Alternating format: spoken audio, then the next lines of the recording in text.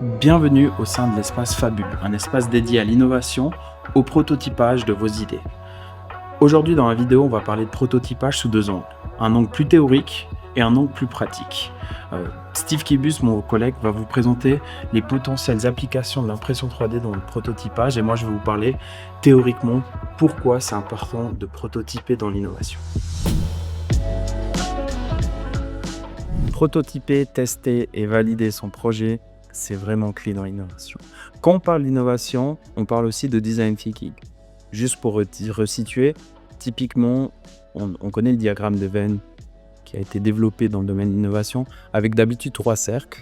Un cercle sur la faisabilité, qu'est-ce que techniquement on va être capable de faire. Un cercle sur la viabilité, votre business model est-il innovant et capable d'être sain pour devenir un business? Est-ce qu'il est désiré? La désirabilité de votre produit, le public le veut, etc. Là, on a un quatrième cercle qui se rasite maintenant, qui est plutôt sur la société et l'environnement. Et c'est un élément très important quand on va développer un projet, d'avoir cet aspect durable dans votre projet, d'être capable de le vendre aux personnes qui vont suivre votre projet. Tous ces 4 cercles vont se réunir sur une thématique qui s'appelle le design thinking.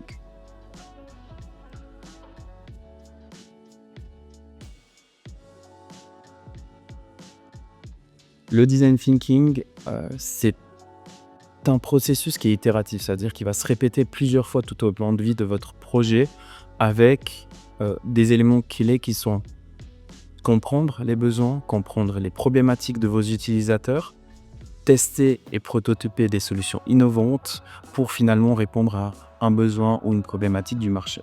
Donc ça, c'est, on va dire, la définition qui est générale design thinking. On va le retrouver sous plein de modèles différents. Typiquement sur ces 4 carrés où on a un premier carré qui est cibler et comprendre son client. Ensuite, idéer, diverger, converger autour de sa solution. Conceptualiser et modéliser votre prototype pour finalement le tester, le valider auprès de votre public cible. Donc ça, c'est, on va dire, l'aspect général entre 4 et 5 étapes. Nous, au sein de notre laboratoire de recherche, on utilise un autre processus qui s'appelle le Living Lab Integrative Process. Le Living Lab Integrative Process reprend toutes les données du design thinking en soulignant les 3 étapes qui est vraiment le problem space, l'espace pour la solution et finalement la partie pour le déploiement de votre solution, de votre projet, le scale-up de votre projet. Toutes les étapes sont bonnes autant que la philosophie ou le concept de design thinking est repris dans votre projet. L'objectif du design thinking, c'est d'éviter, vous connaissez ce grand champ vert et les trottoirs à droite et gauche de votre champ d'herbe parfaitement tendu et on voit un petit chemin qui se crée au milieu, créé par les personnes qui traversent au milieu du champ vert. Ça, c'est ce qu'on essaie d'éviter, que l'utilisateur fasse quelque chose d'autre avec notre produit, quelque chose d'autre avec notre service qui n'avait pas été voulu de base. Donc c'est pour ça que tester et valider son projet, c'est primordial. Pour ce faire, on a un outil qui s'appelle le MVP. Dans le dicton du Lean Canva, donc de Lean Business, qui est un livre sur le design thinking aussi, mais notre façon d'aborder, fail fast, fail cheap. Prototyper rapidement pour voir rapidement et pour pas cher quelles sont les caractéristiques qui manquent, qui ne vont pas dans votre projet, dans votre produit. Donc le MVP, ça va être une solution pour vous qu'on va vous présenter un peu plus en détail maintenant. Moi, le MVP, le Minimal Viable Product, je le vois comme un grand gâteau. Si on est cuisinier, on ne peut pas se permettre de tester différents ingrédients séparément, dire ok que le chocolat est bon, la poire est bonne et la fraise est bonne séparément, mais est-ce qu'ensemble on est capable de créer une balance, une balance pour que les goûts soient pareils pour votre produit et votre service. Vous avez un grand gâteau avec différentes caractéristiques plus importantes l'une que l'autre, mais différentes caractéristiques que vous voulez tester. Le niveau de chauffe de votre produit, par exemple, si on est dans l'ingénierie, le nombre de tours minutes qu'on doit être capable de faire. Voici des exemples que je pourrais donner, plein d'autres. Et toutes ces caractéristiques, vous devez être capable de les tester. Et un Minimal Viable Product, ce n'est pas juste tester le tour de chauffe et les tours minutes de votre produit. Non, il faut vraiment que vous testez toutes les caractéristiques et hypothèses que vous avez identifiées lors de votre création de solution. C'est pour ça que c'est assez important de se concentrer sur toutes les caractéristiques et pas seulement une ou deux que vous testez pleinement. Donc c'est ce que j'aimerais communiquer avec vous. Il y a plein de façons de tester et valider votre projet. Il y a des manières digitales avec des mock-ups, du A/B testing, etc. Vous pouvez aller plus spécifiquement sur ce domaine si vous êtes au niveau d'un service.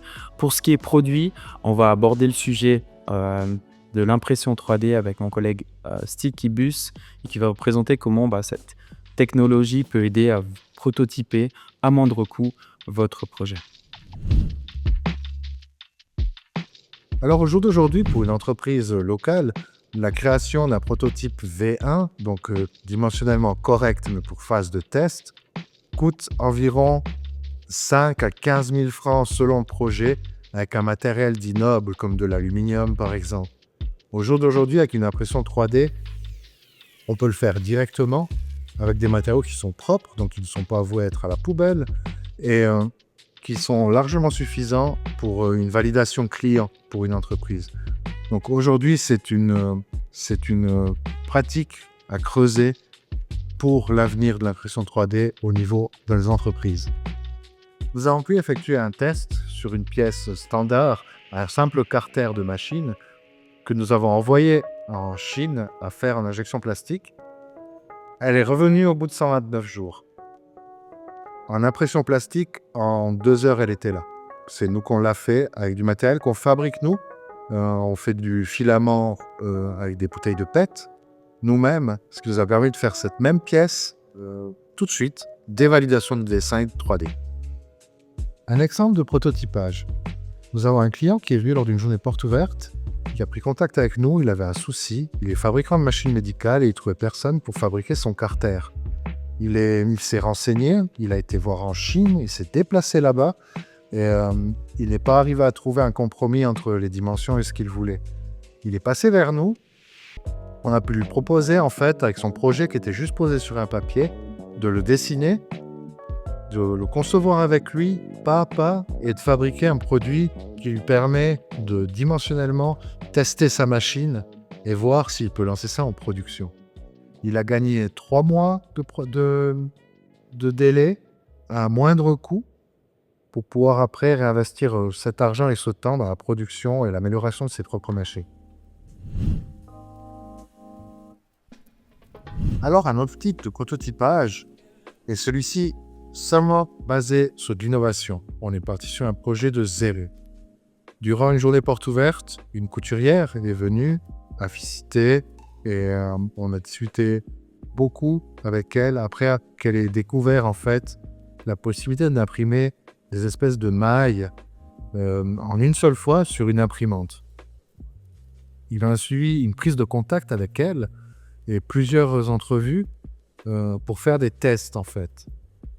J'ai pris sur moi de faire des tests complètement hors projet sur des maillages qui sont faits en une pièce, de la souplesse proche d'un tissu en fait, que j'ai pu aller présenter à cette cliente qui a trouvé l'idée très intéressante et très prometteuse, elle qui est dans le design. Et à partir de là, on a discuté chez elle à son atelier de peut-être intégrer ce système d'impression 3D sur du tissu. L'idée était simple et a été posée comme ça.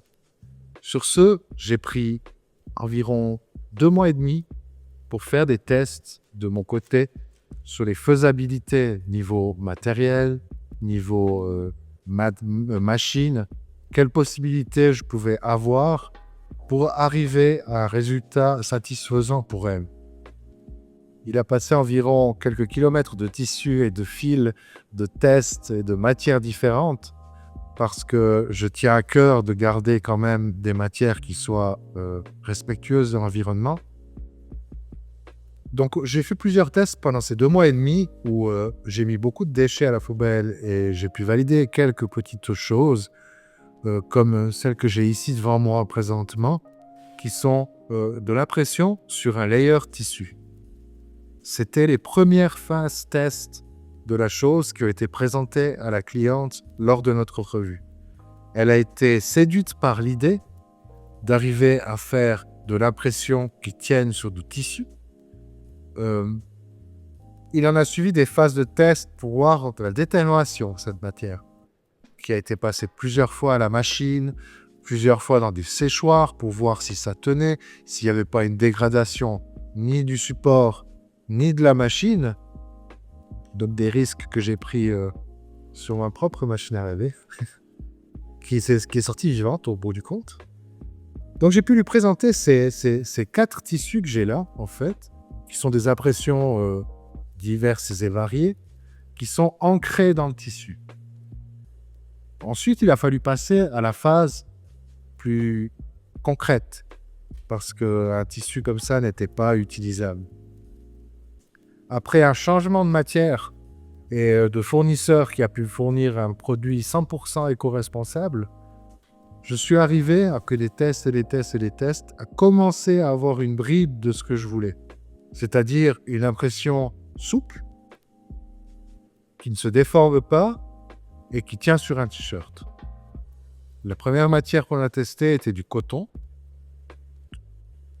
C'était satisfaisant, mais pas à la hauteur de ce qu'on cherchait. J'ai donc approfondi encore mes recherches, que ça m'a pris encore 1 mois supplémentaire, de calcul, de tests, de reprogrammation de machine, pour arriver à un flux, à une hauteur et à plein de paramètres différents qui font qu'aujourd'hui, on peut sortir un tissu coton avec une impression qui est quasi professionnelle et qui tient en machine. De là, on a encore creusé parce que le produit ne nous satisfaisait pas encore.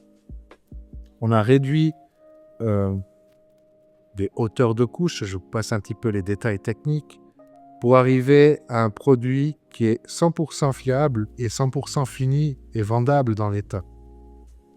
Après ce franc succès, on a décidé, comme elle est couturière et qu'elle a des quantités diverses et variées de tissus, d'essayer de faire la même chose, mais sur d'autres genres de maillots, c'est-à-dire de la laine, du jeans, du jersey et d'autres supports, comme par exemple du tissu qui recouvre une casquette, par exemple, qui est bombé.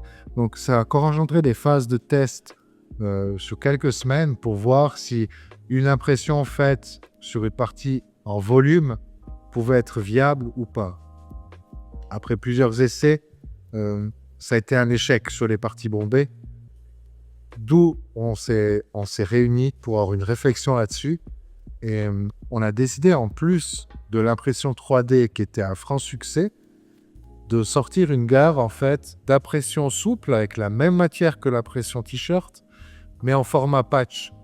Ce qui permet aussi aux clients potentiels de pouvoir déposer et faire le transfert de son logo, par exemple, sur n'importe quel objet qu'il veut. Ensuite, vu le succès de cette méthode, on a creusé encore un peu plus loin en allant démarcher les partenaires de cette couturière, qui sont des gens qui demandent beaucoup de choses en broderie pour du merchandising et des choses comme ça. Chose qu'on a validée aussi pour nous, c'est la création en fait de logos divers et variés en format libre de dépose et de transfert sur n'importe quel tissu. On a aussi créé une gamme de magnets avec cette même matière pour creuser en fait la branche merchandising en plus de celle de l'impression même de son logo à elle qui est là sur ces tissus qu'elle fabrique elle-même.